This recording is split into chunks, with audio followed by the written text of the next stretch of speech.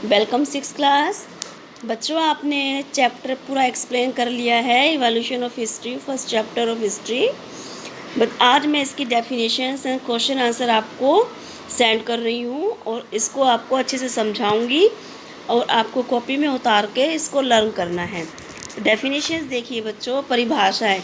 कोई भी वर्ड होता है, किसी भी वर्ड को यूज़ करने से पहले हम देखेंगे कि उसकी डेफिनेशन क्या है। एडी आपने बहुत डेट से आपके बाद में जो लिखा होता है वो देखा होगा कि एडी और किस पर्पज़ के लिए यूज़ होता है। एनो डोमिनी इसकी फुल फॉर्म है, that is in the years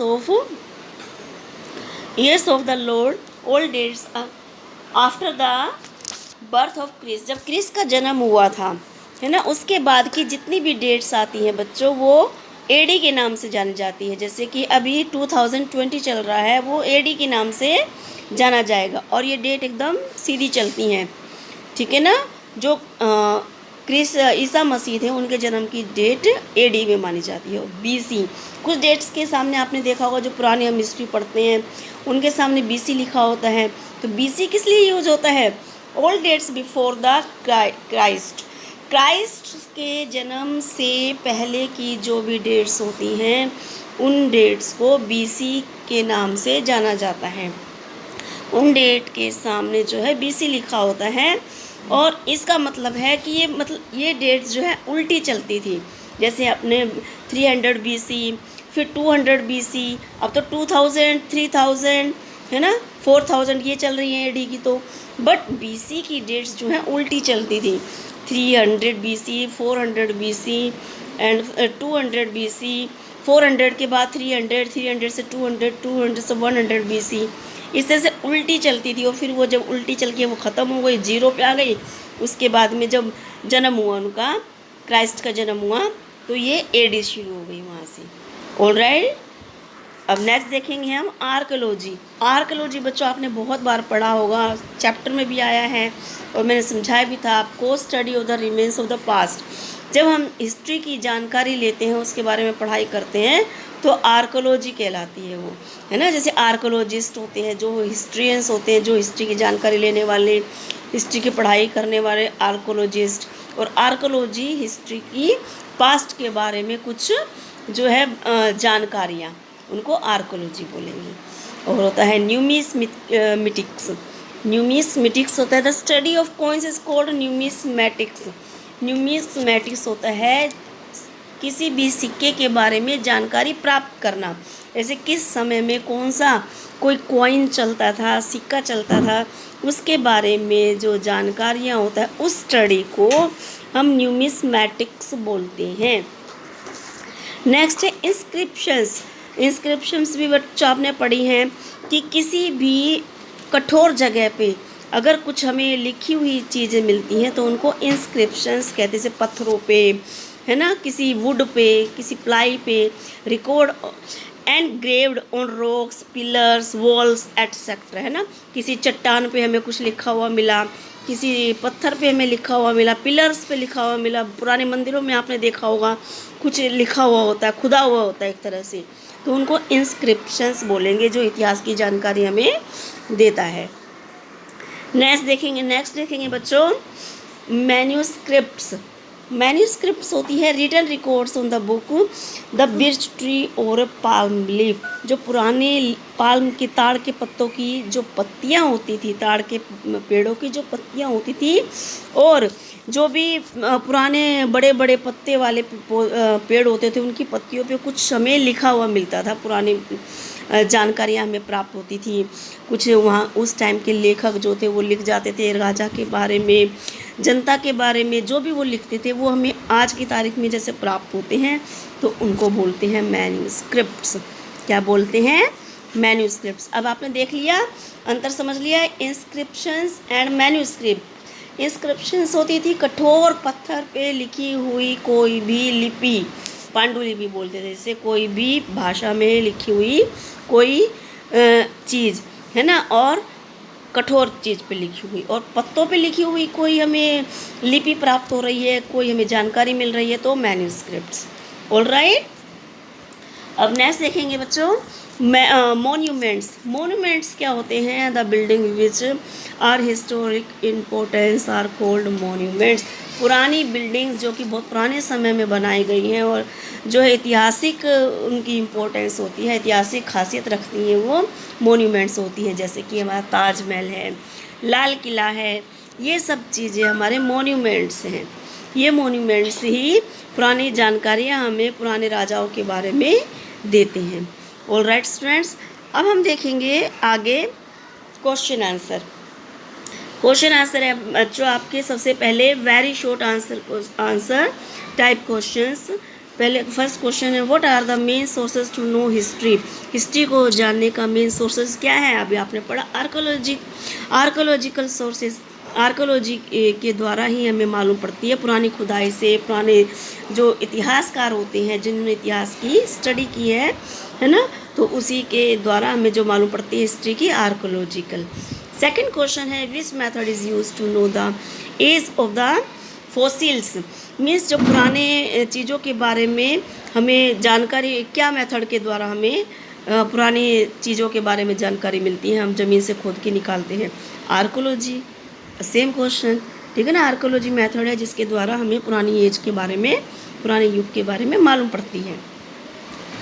और थर्ड क्वेश्चन है आपका बच्चों, who is an archaeologist. Archaeologist किसको बोलते हैं? The person who studies the of the remaining part of the digging of the earth to find out remains of the part buried under it. Earth के अंदर कुछ भी छुपा होता है, बर्ड मीन्स छुपा होना, है ना। जो भी इसके अंदर छुपा होता है उसको खोद के निकालना, डिगिंग करना। डिगिंग के द्वारा, खोदने के द्वारा पुराने इतिहास की कुछ वस्तुओं को प्राप्त करना और इतिहास की जानकारी लेना, पढ़ाई करना, स्टडी करना इतिहास के बारे में, उनको बोलते हैं archaeologist.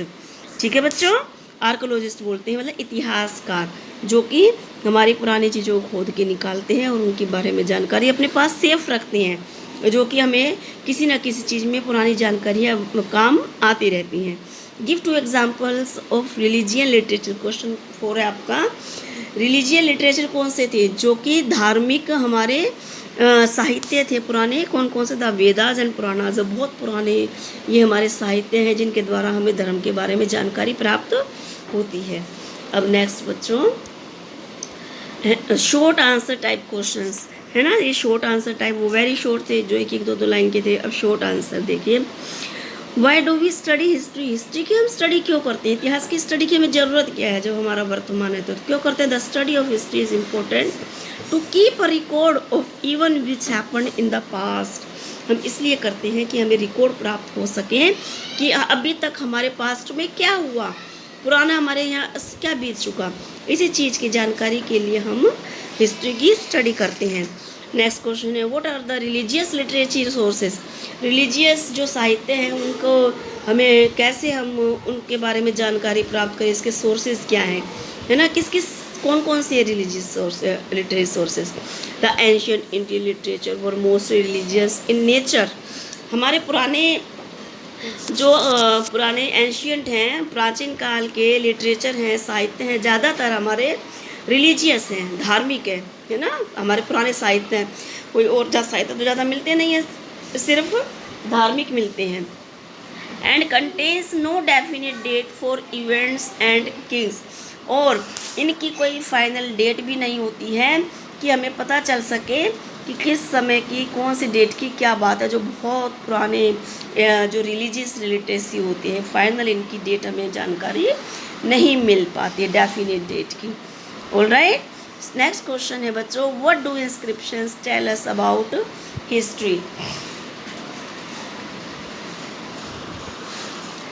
What do inscription tell us about history. जो इंस्क्रिप्शन है हमने पढ़ा, जैसे कि पुराने बहुत कठोर चट्टानों पे, दीवारों पे हमें लिखी मिलती हैं पुरानी बातें, तो उनको हम इंस्क्रिप्शंस कहते हैं। उदाहरण के तौर पे आप ताजमहल में जाएंगे, है ना, ताजमहल में दीवारों पे आपको लिखे मिलेंगे, पिलर्स पे लिखा मिलेगा कुछ ना कुछ उनकी किसी ने जो बनाया था उस टाइम पे उर्दू में लिखा हुआ मिलेगा आपको। तो इट मीन्स कि वो इंस्क्रिप्शंस हैं, उनको क्या बोलेंगे? इंस्क्रिप्शंस, जो कि हमें जानकारी देता है कि वो किस हालात में ताजमहल को बनाया गया। ऐसे ही बहुत सारे मोन्यूमेंट हैं जिनकी दीवारों पे आपको बहुत पुरानी कुछ लिखा मिलेगा। ठीक है, अब इसकी हिस्ट्री से इंस्क्रिप्शन क्या कहती है हम लोगों को, हिस्ट्री के बारे में कैसे जानकारी देती है।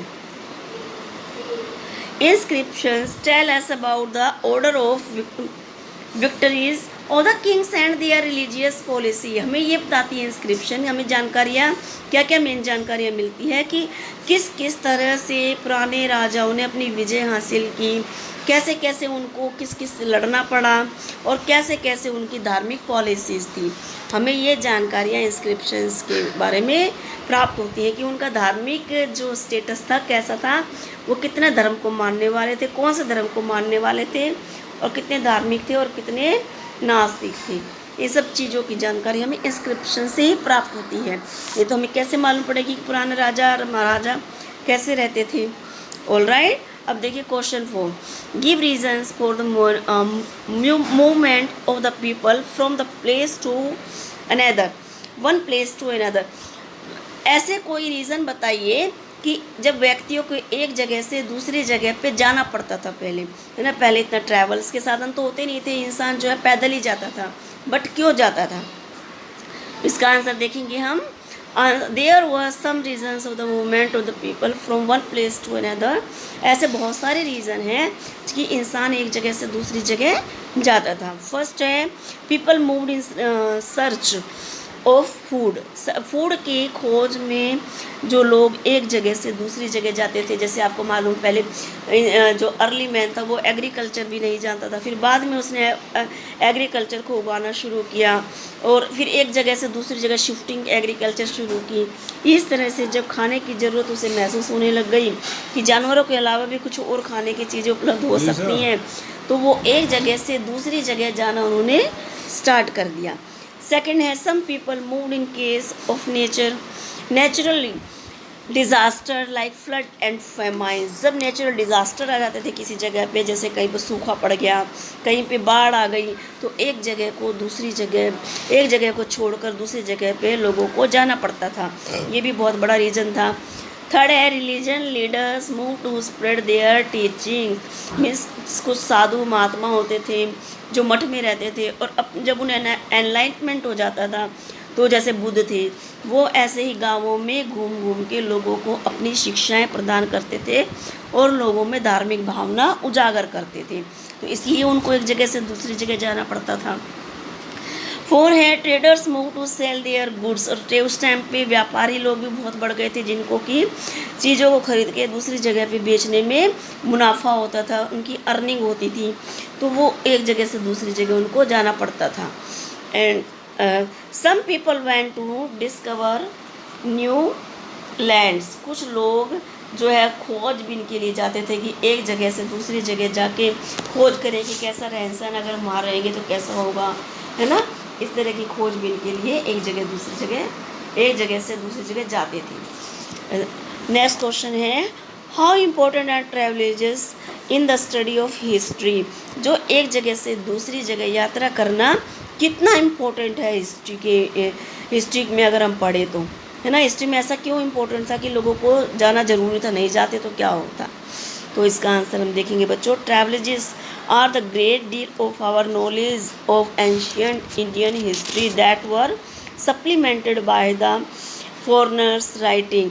ट्रैवलेजेस एक बुक है फॉरनर ने जो कि उस टाइम पे लिखी गई है, उसके द्वारा ये बताया गया है कि ट्रैवलिंग उस टाइम पे हमारे लिए कितनी इम्पोर्टेंट हुआ करती थी, जो कि आप पहले देख चुके हैं, ट्रेडर्स के लिए, रिलीजियस के लिए, है ना, और जो है फ्लड वगैरह डिजास्टर जो आ जाता थे उसके लिए, इन सब चीज़ों के लिए ट्रैवलेजेस बहुत इम्पोर्टेंट है, जो फॉरनर ने ऐसा लिखा था उस टाइम पे अपने अनुभवों के अकॉर्डिंग।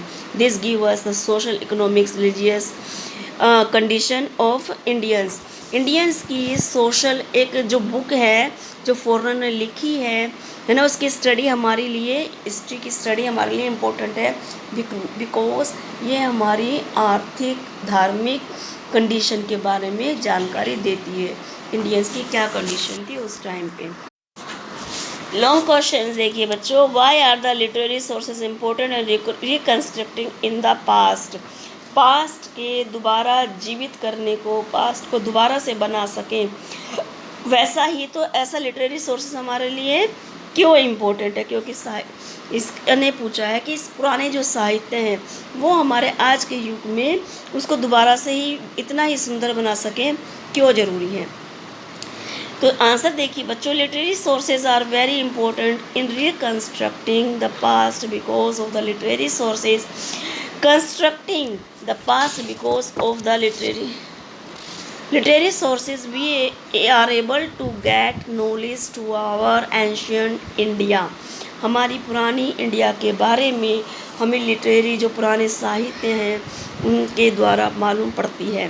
पुरानी इंडिया क्या थी, हमारे राजा और महाराजाओं का शासन था, वो आज से कितना मैच होता है या नहीं होता है, उनके जो है ट्रैवलिंग के क्या साधन थे, उनके वस्त्रों के क्या किस तरह से पहनते थे, गहने कैसे होते थे, ये सब चीज़ें जीवित ला के हमारे सामने खड़ा कर देती हैं पुरानी लिटरेसी, पुराने साहित्य। It also contains the vast knowledge of social, economic, religious life of the people और किंग। जो पुराने लोग थे उनके बारे में ये नॉलेज प्रदान करते हैं पुराने साहित्य, जैसे कि वो धर्म कैसा अपनाते थे, उनकी आर्थिक व्यवस्था कैसी थी, सामाजिक व्यवस्था कैसी थी, ये सब जानकारियाँ हमें लिटरेरी सोर्सेज से प्राप्त होती हैं, है ना।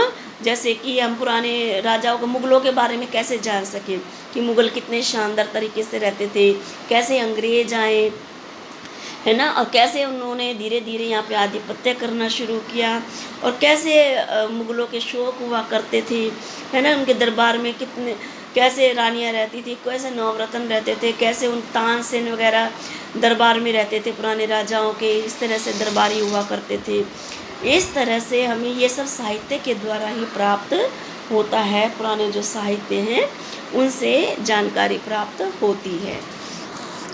नेक्स्ट क्वेश्चन है बच्चों, how has India geography help in shaping it's history. जो पुराने जोग्राफी है इस जो हिस्ट्री को शेप करने में कैसे जो है सहायता करती है। हमारी जोग्राफी जैसे हमारा स्ट्रक्चर है, इंडिया की जो लैंड है उसका जो शेपिंग है वो हिस्ट्री को कैसे शेप देती है, हिस्ट्री के बारे में हमें कैसे बताती है। Geography is helpful in shaping the life and history of the people. Geography जो भूगोल का ज्ञान है ये हमारी लाइफ के लिए और हिस्ट्री के लिए बहुत इम्पोर्टेंट, हेल्पफुल है। Like the great Himalayas always have been barrier for invaders। जो हमला बोलने वाले लोग होते थे, बराबर के देशों से कोई हमला बोल रहा है तो उसके लिए बहुत बड़ा बंधक था हमारा हिमालय। हिमालय जो पर्वत है उसको रोकने का एक दीवार थी एक तरह से। फ्रॉम द नॉर्थ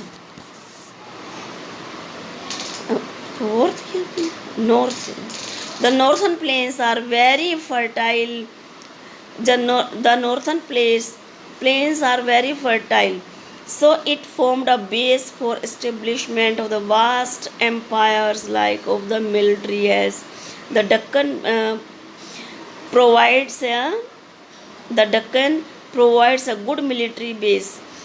तो इस तरह से हम देखते हैं जो नॉर्थन प्लेन एरिया था बहुत उपजाऊ हुआ था, फर्टाइल था, और उसके द्वारा ही बहुत सारे लोग वहाँ पे आके बस गए, खेती बाड़ी की, गांव के लोग हो गए जो एक अपना एक रहन सहन बसाया, और वही लोग जाके उन्होंने जब उनका रहन सहन फिक्स हो गया तो मिलिट्री की एक स्थापना की, सैनिकों की स्थापना होने लग गई, लोग बढ़ चढ़ के सैनिक बल में हिस्सा लेने लग गए, है ना। तो इस तरह से दक्षिण का भाग हमें प्रोवाइड करता है गुड मिलिट्री, दक्षिण का भाग भी हमें अच्छी सैनिक बल प्रदान करता है। Base on so even the easily win, जो कि किसी भी देश को जीतने के लिए काफ़ी है।